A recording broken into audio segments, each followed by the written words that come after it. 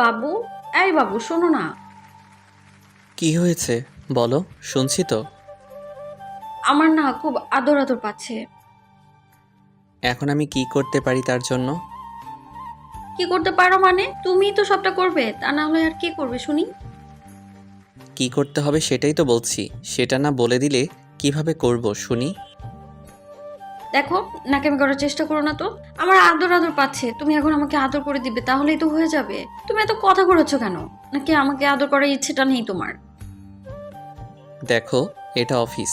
এখানে এরকম করো না তো। তারপর ঝামেলা হয়ে যাবে, তখন সবাই জানাজানি হয়ে গেলে কি একটা অবস্থায় মধ্যে পড়তে হবে, বুঝতে পারছো? কি হবে না হবে সেটা তো আমি ভাবছি, তাই না? আমার শুধু এখন তোমার আদর চাই, ব্যাস। আমি আর কিছু জানতে চাই না। তুমি আমাকে আদর করবে কিনা বলো। মাঝে মাঝে আপনার কি হয় বলুন তো, যার জন্য অফিসের মধ্যে এসব উল্টাপাল্টা কথা বলতে শুরু করেন?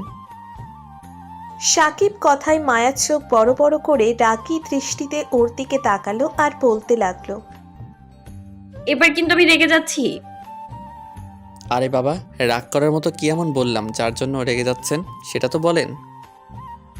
তুমি আবারও আমাকে আপনি আপনি করে বলছো। তোমাকে একদিন না বলেছি আমাকে তুমি করে বলবে। আর এইসব আপনি টাপনি চলবে না।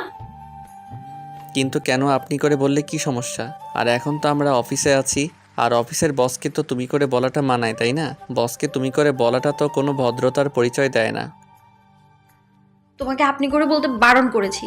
তুমি বলবে না, তাই না? আপনি করে বললেন কেমন যেন পরপর লাগে। আর তুমি করে বললে কেমন লাগে? তুমি করে বললে কেমন লাগে বুঝতে পারো না? অনেকটা কাছের মনে হয়, অনেকটা আপন মনে হয়। এই জন্যই তো বারবার তোমাকে তুমি করে বলতে বলি। সহজ সরল মানুষ তো এত প্যাচ বুঝি না। আপনি আমাকে সবটা বুঝিয়ে দিন, তাহলেই হবে। ওই জন্যই তো সবটা গুছিয়ে দিচ্ছি। তোমাকে বলছি আমাকে একটু আদর করো। তুমি করতে চাইছো না কেন সেটা বলো। একটু আদর করলে কি এমন ক্ষতি হবে তোমার? দেখেন ম্যাম, এইটা অফিস। এখানে উল্টাপাল্টা কথা বলবেন না। কেউ দেখে ফেললে ঝামেলা হয়ে যাবে। দেখো, এই কেবিনে কেউ আসবে না, দেখার তো প্রশ্নই আসে না সেখানে। তাহলে তুমি এত ভয় পাচ্ছ কেন? এখানে তো শুধু তুমি আর আমি আছি। আপনি অফিসের বস, আর বসের কেবিনে যে কোনো সময় যে কেউ চলে আসতে পারে। আর এসে যদি আমাদের ওই অবস্থায় দেখে ফেলে তাহলে কিন্তু অনেক সমস্যা হয়ে যাবে। ওই অবস্থায় মানে তুমি কোন অবস্থায় কথা বলছো? আপনি কি এতটাই ন্যাকা যে কিছুই বুঝতে পারেন না? ধরেন আমি আপনাকে আদর করছি, তখন ওই অবস্থাতে কেউ যদি আমাদের দেখে ফেলে তখন তো ওরা উল্টাপাল্টা কিছু একটা ভাববে। ও তাই ভাবলে ভাবতে দাও। ওদের ভাবাতে আমাদের কিছুই যায় আসে না। কারো কিছু যায় আসে না, কিন্তু তখন বলবে আমার আর আপনার মাঝে কি সম্পর্ক, আর আমরা এসব করছি কিসের জন্য? হয়তো আমি আপনাকে আমার প্রেমের ফাঁদে ফেলেছি, আর আপনার টাকাগুলো হাতিয়ে নেওয়ার জন্য আপনার সাথে প্রেমের অভিনয় করছি। তখন আপনার খারাপ না লাগলেও আমার কাছে প্রচণ্ড পরিমাণে খারাপ লাগবে। নিজেকে অনেক বেশি ছোট মনে হবে। তোমাকে বলছি না, কে কি বললো সেটাতে তুমি কান দিবে না। আমি তোমাকে ভালোবাসি, ব্যাস।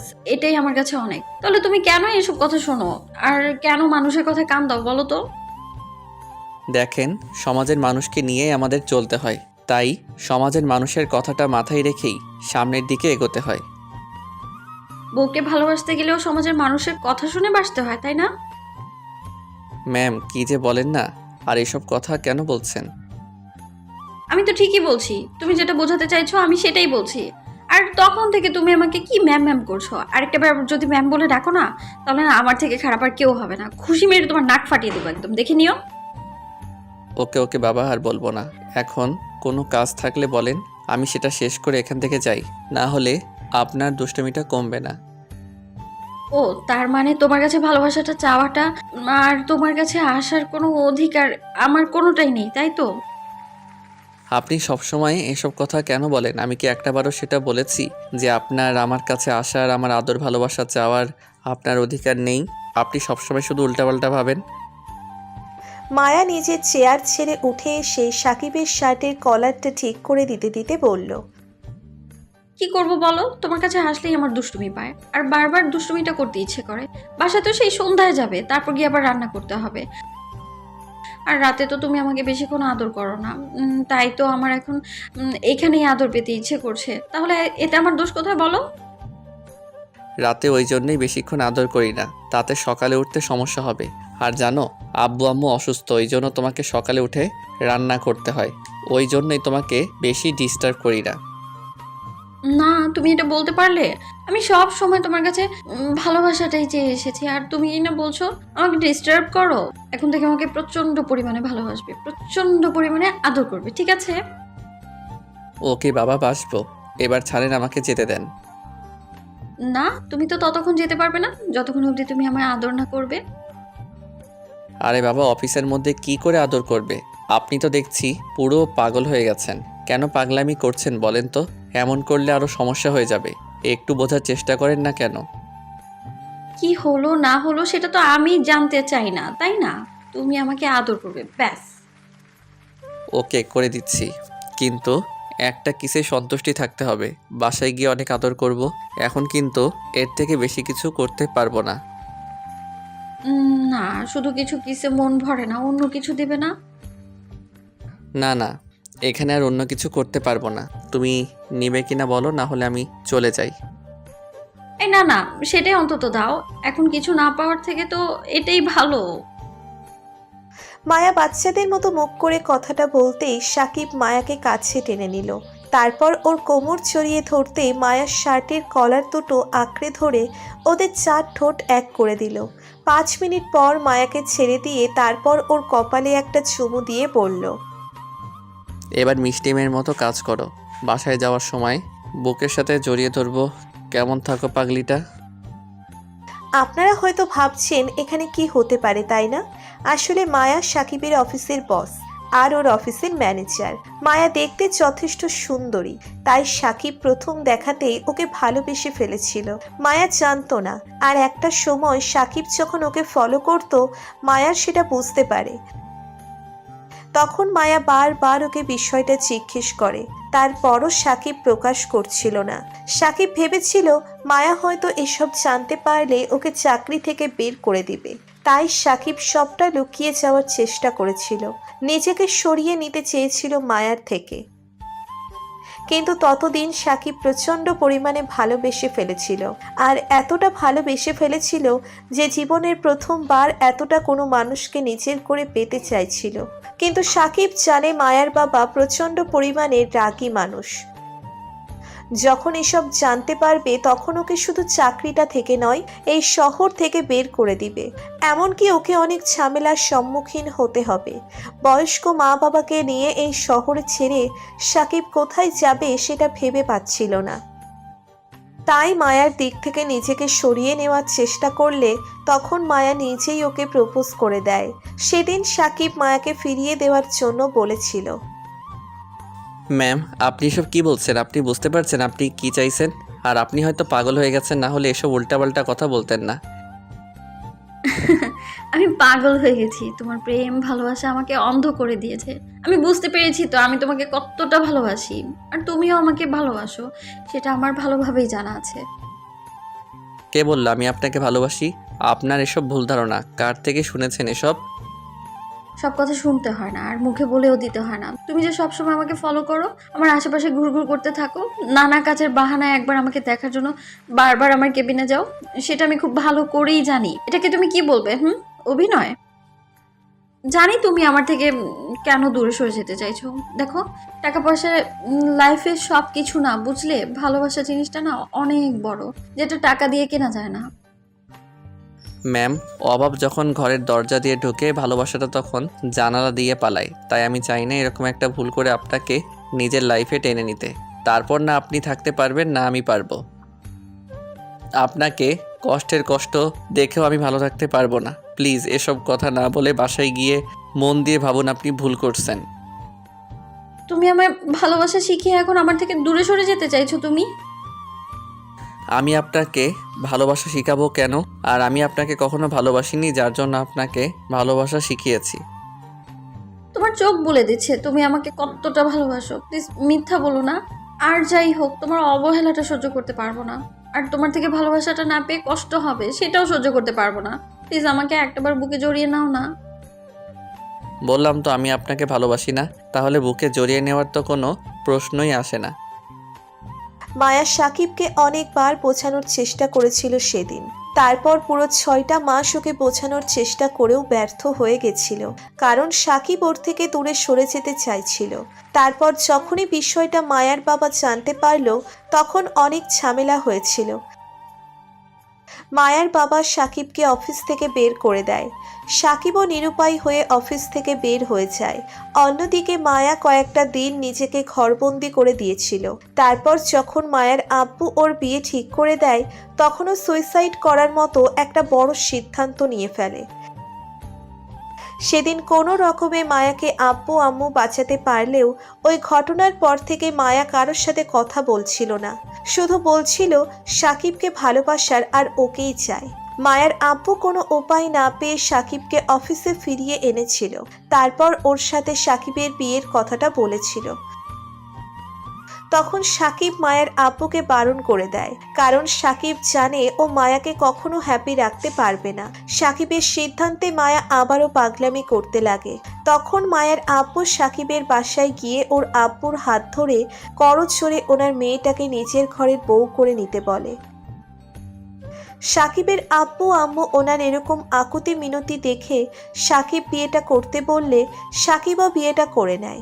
তারপর থেকে ওদের সম্পর্কটা বেশ ভালোই চলছে। আর এখন সাকিবকে মায়াদের অফিসের ম্যানেজার পোস্টে জব করছে। মায়া বলেছিল ওকে এমডির দায়িত্ব দিতে, কিন্তু সাকিব চায় না এরকম কিছু হোক। তার ওপর ওদের বিয়ে হয়েছে, সেটা তেমন কেউ জানে না। মায়া সাকিবকে প্রচণ্ড পরিমাণে ভালোবাসে, তাই অফিসের মধ্যে বারবার সাকিবকে নিজের কাছে টেনে নেয়, ওকে আদর করতে বলে। আর সাকিব ওকে বারবার দূরে সরিয়ে দেয়, কারণ অফিসের মধ্যে এমন কিছু হলে সেটা সবাই জানতে পারবে। তো লাঞ্চ টাইম হয়ে গেছে, মায়া সাকিবকে বারবার ফোন দিতে থাকে, কিন্তু সাকিবের ফোনটা সাইলেন্ট ছিল বলেও বুঝতে পারেনি। মায়া লাঞ্চ করার জন্য ক্যান্টিনে আসলে খেয়াল করে সাকিব একটা মেয়ের সাথে বসে হাসাহাসি করে কথা বলছে। এমন কিছু দেখে মায়ার মাথাটা পুরো গরম হয়ে যায়। মায়া রেগে সেখান থেকে চলে আসে, কিন্তু যাওয়ার আগে সাকিব ওকে দেখে ফেলে। সাকিব বুঝতে পারে মায়া হয়তো রাগ করে চলে গেল। সাকিব লাঞ্চ শেষ করে তারপর কেবিনে এসে বসতেই মায়া ওকে ফোন করে কেবিনে যেতে বলে। তারপর সাকিব কোনো অনুমতি ছাড়াই মায়ার কেবিনে ঢুকে গেলে তখন মায়া বলতে লাগলো, তোমার সাহস কি করে হয় বসের কেবিনে অনুমতি ছাড়া ঢোকার? মায়ার কথাতে সাকিব বুঝতে পারল ও অনেক রেগে আছে, তাই একটু মুচকি হাসি দিয়ে বলল, সরি ম্যাম, বুঝতে পারিনি আপনার কেবিনে আমাকে অনুমতি নিয়ে আসতে হবে। আচ্ছা ঠিক আছে, আমি আবার অনুমতি নিয়ে আসছি। নাটকটা বেশ ভালোই করতে শিখে গেছো, তাই না? যদি ভাবেন তাই তাহলে সেটাই। এখন কি জানতে পারি কী জন্য এত রেগে আছেন? তোর উপর রাগ করতে যাবো কেন? কে তুই আমার যে তোর উপর রাগ করতে হবে? সেটাই, আমি মাঝে মধ্যে আপনার এরকম কথাতে ভুলে যাই আমি কে। আচ্ছা, কোনো কাজ থাকলে বলেন। আপনি অনেক রেগে আছেন, যদি আপনার রাগটা কমে তখন বলবেন, আমি আসব। কি করতে আসবি তখন? ও আসতে হবে না? আচ্ছা ঠিক আছে, আসবো না। এবার মায়া একটা রাগী দৃষ্টিতে সাকিবের দিকে তাকালে সাকিব কোনো কথা না বলে মাথা নিচু করে নিল। সাকিব জানে এখন এইভাবে যদি ওর সাথে কথা বলতে শুরু করে আর ওর রাগী চোখের দিকে তাকিয়ে থাকে, তাহলে মায়া কান্না করে দিবে। সাকিব কথা বলছে না। এর মাঝে মায়া এসেই হঠাৎ করে সাকিবকে জড়িয়ে ধরে হাউমাউ করে কান্না করে দিল।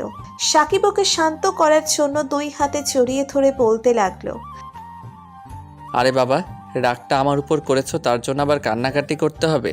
দরকার পড়লে বকো, গায়ে হাত তোলো, তারপরও কান্না করো না। তোমাকে বলছি না, তোমার চোখের পানি আমি সহ্য করতে পারি না। আমিও সহ্য করতে পারি না তোমার পাশে অন্য কাউকে।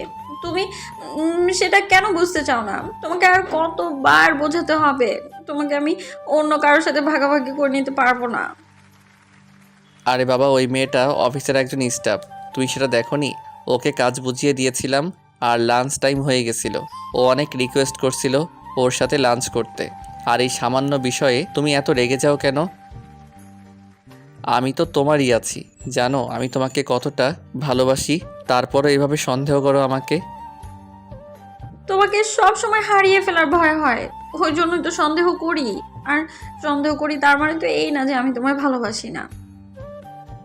আমি জানি তুমি আমাকে কতটা ভালোবাসো, কিন্তু এভাবে ভয় পাও কেন? আমি তোমার থেকে হারিয়ে যাব বলে? জানি না, কিন্তু ভয় লাগে। তুমি কেন বুঝতে পারো না? তুমি ওই মেয়েগুলোর সাথে আর কথা বলবে না কখনো। ওকে আমার পাগলিটা, আর বলবো না।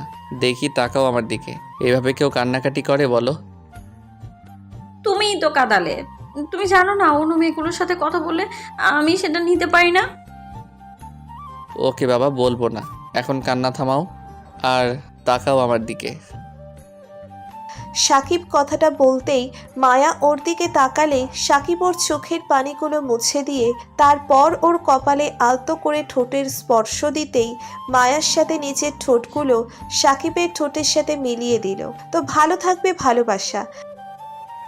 আমাদের ভিডিওটি কেমন লেগেছে তা কমেন্ট করে জানাতে ভুলবেন না। আর ভিডিওটি যদি ভালো লেগে থাকে তাহলে একটি লাইক করুন আর সাবস্ক্রাইব করে আমাদের পাশেই থাকুন। ধন্যবাদ সবাইকে আমাদের পাশে থাকার জন্য। আল্লাহ হাফেজ।